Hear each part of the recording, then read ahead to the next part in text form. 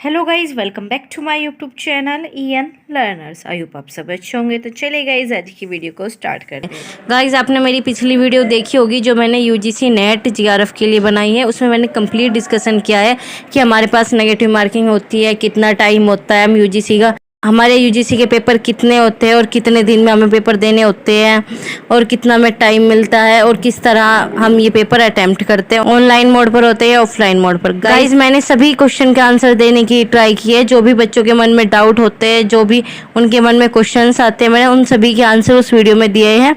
अगर आपने अभी तक वो वीडियो नहीं देखी तो प्लीज़ जाकर उस वीडियो को देखें, वो बहुत ही हेल्पफुल होगी अगर आप यूजीसी नेट की तैयारी कर रहे हो तो चलिए आज हम यूजीसी नेट के सिलेबस को डिस्कस करते हैं। जैसे कि मैंने आपको पिछली वीडियो में बताया था, हमारे पास दो पेपर होते हैं, पेपर फर्स्ट और पेपर सेकंड। जो हमारा पेपर फर्स्ट होता है वो हमारा जनरल पेपर होता है और जो हमारा सेकंड पेपर होता है वो हमारा मेन सब्जेक्ट का पेपर होता है।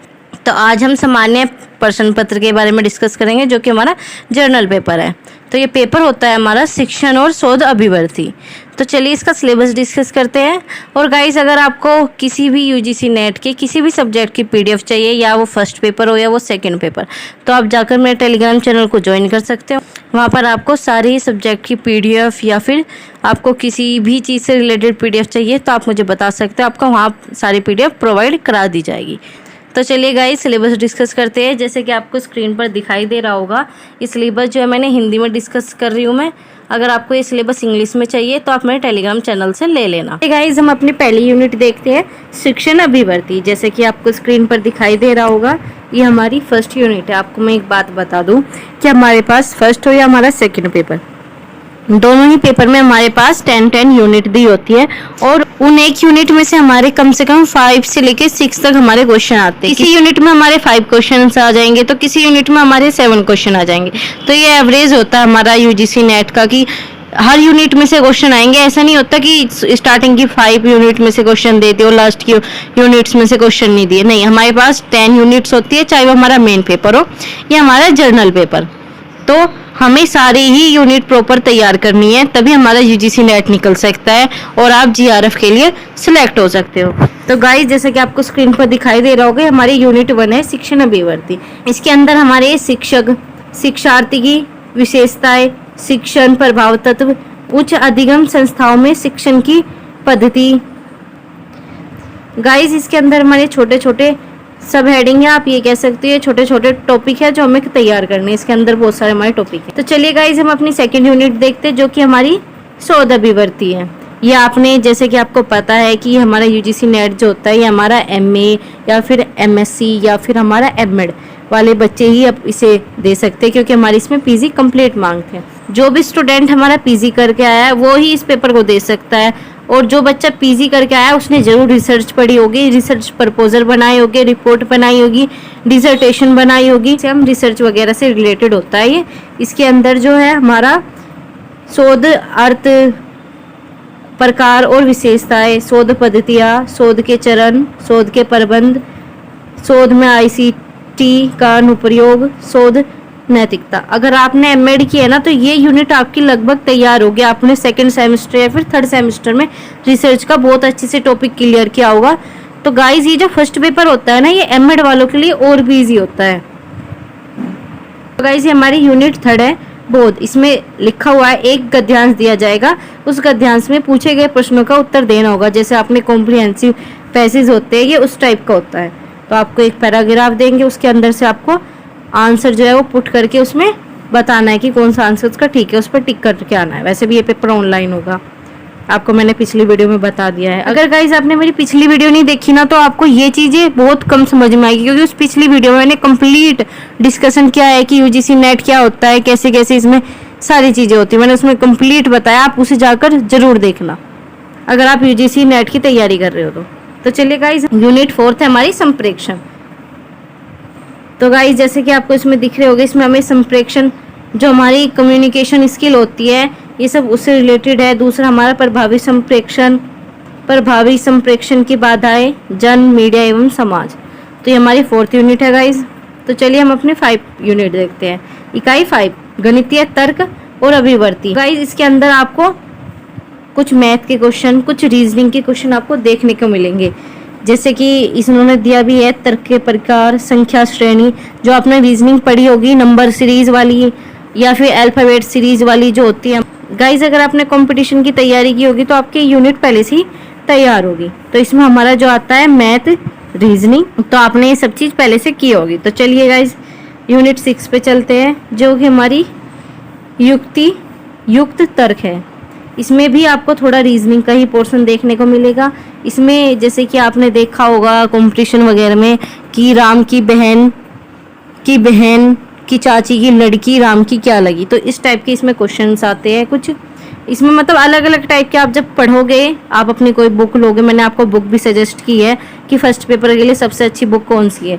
इसके लिए हमारी सबसे अच्छी बुक जो है वो हमारी मदान के लिए, आप किसी भी नेट क्रैकर या फिर जीआरएफ के लिए, जिसने भी आप किसी के भी पास जाओगे जिसका जीआरएफ या नेट क्लियर है, तो आपको इसी बुक को सजेस्ट करेगा फर्स्ट पेपर के लिए।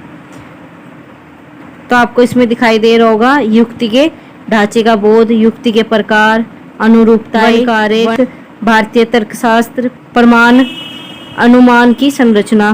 गाइज ये हमारी यूनिट 6 थी। तो चलिए गाइज अपनी यूनिट 7 में चलते हैं, आंकड़ों की व्याख्या। तो इसके अंदर गाइज आपको थोड़ा, जैसे आपने स्टैटिक्स पढ़ी होगी, बारंबारता, औसत निकालने, माध्यिकाएं, बार चार्ट वगैरह, ये सब चीज़ इसमें देखने को मिलेगी। जैसे आपको कुछ ये टेबल दे देंगे, उसमें से आपको क्वेश्चन पुटअप करने हैं कि इसका आंसर क्या होगा। ये थोड़ी टफ पड़ती है इसमें, लेकिन अगर आप अच्छे से तैयारी करोगे इस यूनिट की तो ये अच्छे से क्लियर हो जाएगी। अंदर है हमारे आंकड़ों का स्रोत, गुणात्मक एवं मात्रात्मक आंकड़े, चित्रवर्त वर्णन, जैसे आपने पढ़ा होगा bar chart, histogram, pie chart, table chart, आंकड़ों का मान चित्रण, मतलब इसमें ये सब चीज़ देते हैं।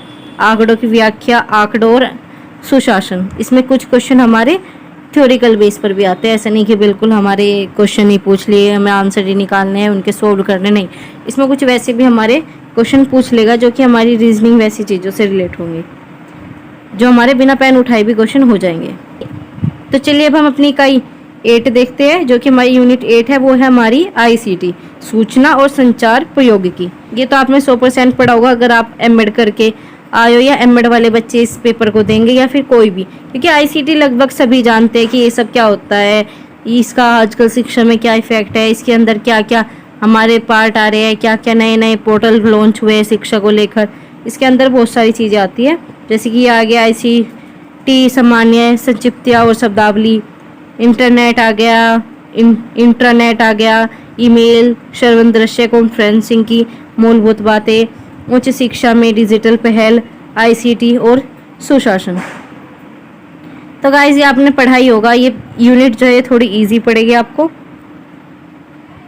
तो चलिए अपनी यूनिट 9 पे चलते हैं। ये यूनिट है हमारी लोग, विकास और पर्यावरण।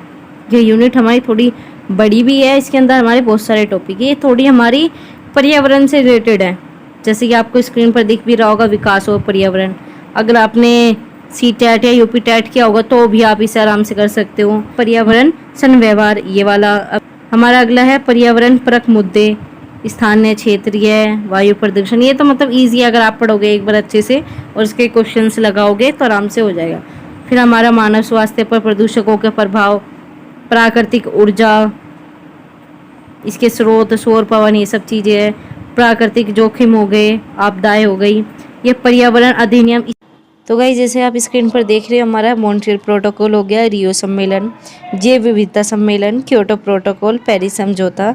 इनमें से हमारे लास्ट ईयर बहुत सारे क्वेश्चन देखने को मिले थे। तो गाइस आप ये सारे प्रोटोकॉल और सम्मेलन को अच्छे से तैयार कर लेना। अगर आप लास्ट ईयर के प्रीवियस पेपर का एनालाइज करोगे तब भी आपको इनमें से कई सारे क्वेश्चन देखने को मिल जाएंगे। तो प्लीज़ गाइस इस वाली यूनिट को अच्छे से तैयार कर लेना, क्योंकि इसमें से 5 क्वेश्चन आराम से आते हैं।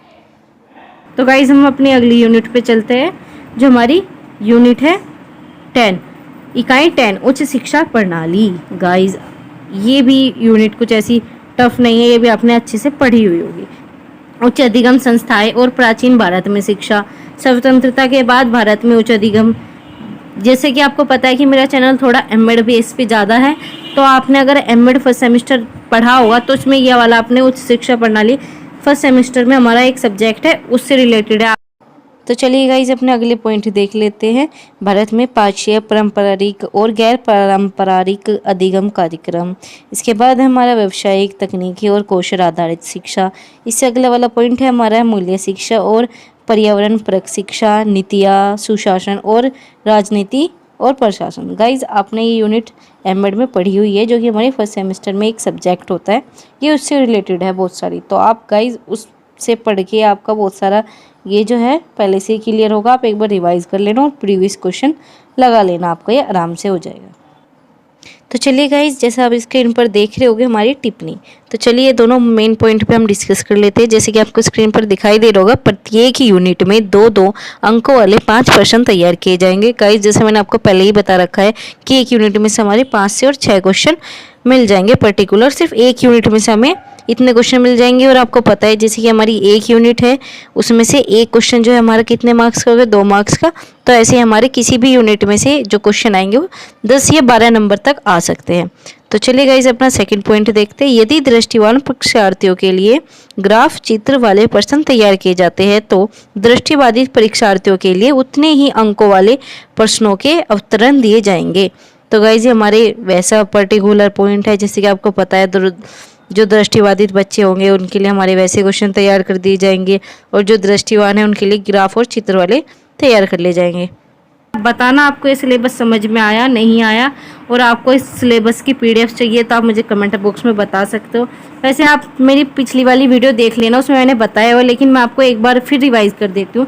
इस पेपर में हमारे पास 15 क्वेश्चन हमें अटैम्प्ट करने होंगे, जिसके हमें 100 मार्क्स मिलेंगे, ठीक है, क्योंकि 1 मार्क्स जो है हमारा 2 नंबर का है। ठीक है गाइज, तो आपको टोटल कितने नंबर का पेपर है? हमारा 100 नंबर का पेपर। और जो हमारा मेन सब्जेक्ट वाला होता है वो हमारा 200 नंबर का पेपर होता है, क्योंकि उसके अंदर हमारे 100 क्वेश्चंस आते हैं। तो आपको पता चल गया कि हमारे जो हमारा पेपर फर्स्ट है और जो हमारा पेपर सेकंड है वो टोटल हमारे कितने मार्क्स का हो गया? 300 मार्क्स का, क्योंकि जो हमारा फर्स्ट है वो हमारा 100 नंबर का पेपर है, और जो हमारा सेकंड है वो हमारा 200 नंबर का पेपर है। तो हमारा टोटल हो गया 300 नंबर। आई होप गाइज आपको ये प्रॉपर समझ में आ गया हो कि हमारा कैसे कैसे क्या है। गाइज अगर आप चाहते हो सेकंड पेपर का भी सिलेबस डिस्कस करूं तो आप मुझे कमेंट बॉक्स में बता देना, मैं सेकंड पेपर का सिलेबस भी डिस्कस करूंगी। अगर आपको सेकंड पेपर में किसी भी सब्जेक्ट का सिलेबस चाहिए तो आप मेरे टेलीग्राम चैनल को ज्वाइन कर सकते हो, या फिर मुझे कमेंट बॉक्स में बता सकते हो, मैं आपको लिंक प्रोवाइड करा दूंगी। और अगर आपको वीडियो अच्छी लगी हो तो प्लीज़ लाइक करें, अपने दोस्तों के साथ शेयर करना ना भूलें, और जो भी मेरे चैनल पर नए जुड़े हैं वो मेरे चैनल को सब्सक्राइब कर ले और बेल आइकन को प्रेस करना ना भूलें, ताकि जितनी भी इंपॉर्टेंट वीडियो आएगी उसकी नोटिफिकेशन आप सभी को टाइम पर मिल सके। और आपको किसी भी प्रकार का डाउट है एमएड से रिलेटेड तो आप मुझे कमेंट बॉक्स में बता सकते हो। लगभग मैं सभी के रिप्लाई आपके कर देती हूँ, लेकिन फिर भी अगर कोई बच जाता है बिना रिप्लाई के तो आप मुझे दोबारा मैसेज कर सकते हो। आप मेरे टेलीग्राम चैनल को ज्वाइन कर सकते हो, वहाँ पर जो है आपकी क्वेरीज, आपके डाउट जो है वो क्लियर कर दिए जाएंगे। और अगर आपने अभी तक मेरे टेलीग्राम चैनल को ज्वाइन नहीं किया तो प्लीज़ जाकर मेरे टेलीग्राम चैनल को ज्वाइन कीजिए, क्योंकि बहुत सी जो इन्फॉर्मेशन होती है, बहुत से जो अपडेट्स होती है वो मैं सीधा टेलीग्राम चैनल पर शेयर कर देती हूँ, मैं उनकी वीडियो नहीं बनाती। तो इस वजह से जो है आपको मेरे टेलीग्राम चैनल को ज्वाइन करना पड़ेगा। वहाँ पर जितनी भी इंपॉर्टेंट PDF या फिर नोट्स, इन्फॉर्मेशन या अपडेट्स होती है यूनिवर्सिटी से रिलेटेड, वो सब आपको समय समय पर आपको टेलीग्राम चैनल पर देखने को मिल जाती है। Thanks for watching, keep learning, keep supporting EN learners.